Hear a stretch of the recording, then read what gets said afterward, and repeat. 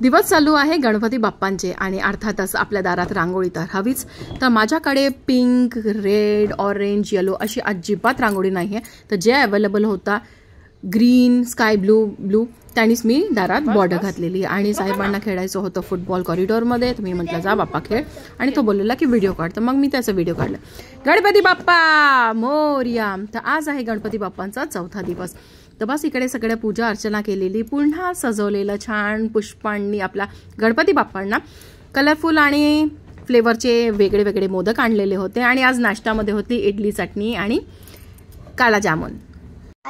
तो मी गणपती बाप्पांना चारलेला, त्याच्यापुढे आम्ही खाल्लेला आणि छान होती अगदी सॉफ्ट इडली. आणि त्याच्यापुढे पुन्हा खेळायला लागलेले.